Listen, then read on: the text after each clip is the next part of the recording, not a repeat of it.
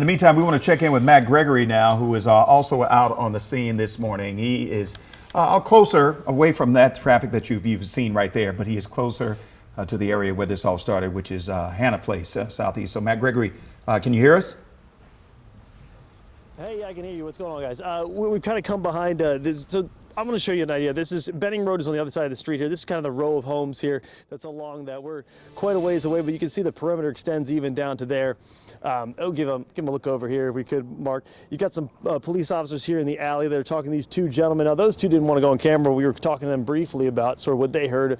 They're two guys doing some construction work in the area, going through and apparently this gentleman here and this neighbor is going to let us in his yard. I was talking to him earlier, actually, when you were about to come to me, and he was sort of telling us what he had seen, or what he had heard at least. It was like 23 shots, he said. So some of the other crews are talking to him, so why don't you come with us right now? We'll kind of dip in and hear what we can hear. It's 17 years. Hey, can you slide over? We're on live TV over here. Thanks. Yes, I've been about 17 years. And do you know this person in any way? No, I don't know him at all. No. All right.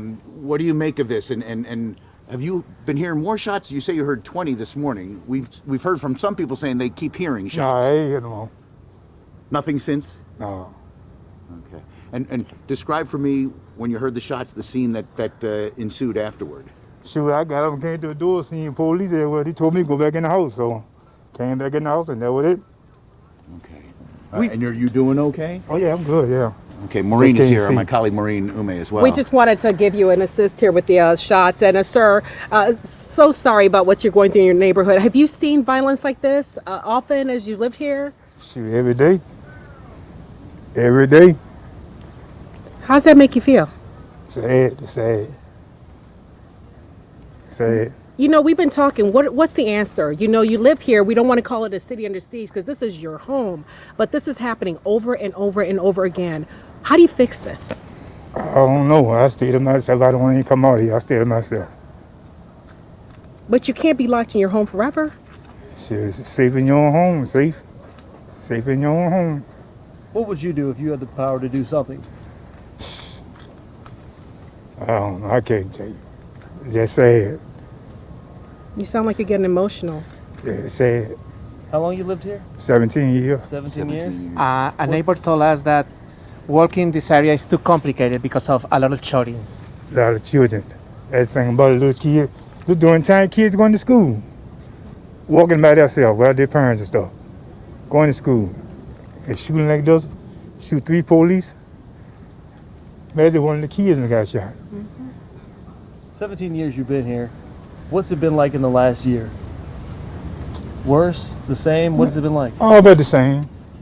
All the time? All the time. Every day you hear police coming down the street, sirens every day, all day. So you wake up today, what wakes you up? The gunshots. Sir, were you inside your house and so you could hear them from inside your home? Sleeping, yeah. It was so close. Door made me woke me up, it was so close. What is Your dog did? No, they were shooting my room right on the other side of the house, right on the other side. And I heard the gunshot. They woke me up, made me come to the door, because it was so close. You didn't, as soon as you hear it, you hit the deck, you go on the floor? No, I got up and came to the door. Got no kids going to school in the morning. Did you know this guy that they're saying did the shooting? Is his house known to you? The dogs? Have you seen the dogs around the neighborhood? No, I don't even know him.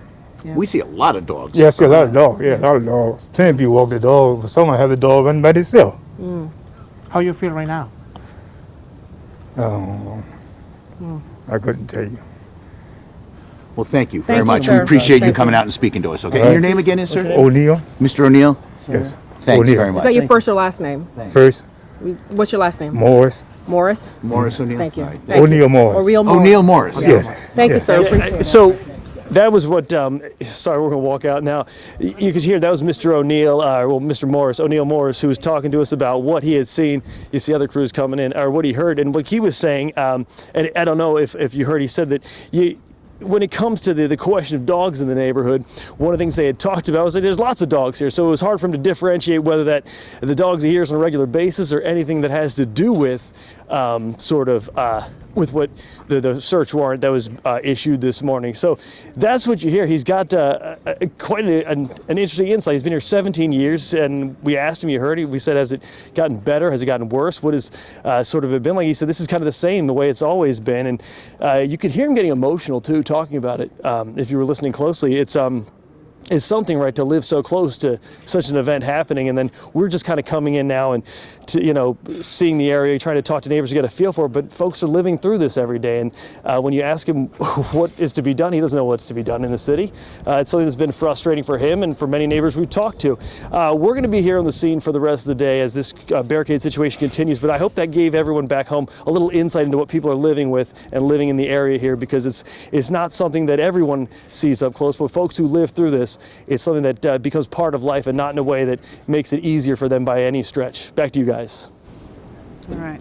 Matt, thank you so much. It's interesting, just so you know, we did speak with a witness who joined us by phone, and their experience was different. And as we know, in different neighborhoods, different sides of streets, maybe your experience is different. He called that, where at least his street, a quiet street. So it's just interesting to see that. What struck me, though, about the gentleman that you just talked to, he said kids walk to go to school. So he walked to his door, presumably just to make sure that no kids were caught in this crossfire. So this is, when we talk about some of the violence, we also need to remember that these are good, salt of the earth people who happen to be living in neighborhoods that sadly are hit with this kind of violence and doing exactly what they can. That really struck me with his conversation, and we're seeing him there. And we're seeing him there. What did you think about that interview? Yeah.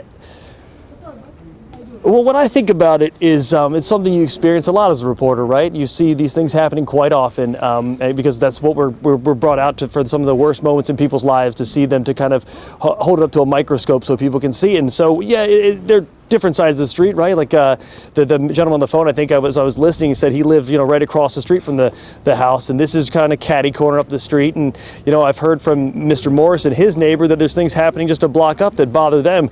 It really depends on, and this is true of most places that have an issue with violence going on. There could be nothing on one street, something a block and a half up. I think that was what struck me the most, was just his experience was he woke up to gunshots and it didn't have him hit the floor. He didn't lay down. He was used to it, so he got up and went to the door. And that was the part that I think is a little bit, at least for me, it's something that really sits in your head and you really think about.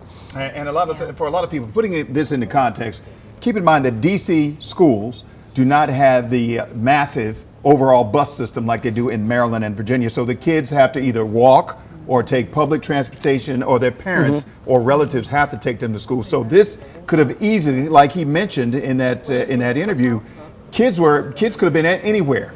This was really early in the morning. I know DC school system starts at around 8:45, but kids, parents, anybody could have been walking, and this could have been even worse. Yeah. Reckless. Yeah, it's one of those things we've talked about a lot of times. When you go to some of the, when we've gone to many of the shooting scenes we've been to, it's a sporadic gunfire that, and how many times have we covered stories of people, children being hit who were nowhere near the intended targets. This is something people have to live with. It's very, very scary, and it's something that Mr. Morris clearly got emotional about when he was talking about it there. And you can see we've been moved back as we've been standing here to pass the perimeter, so the perimeter's expanded even more through this alley. Matt Gregory, thank you.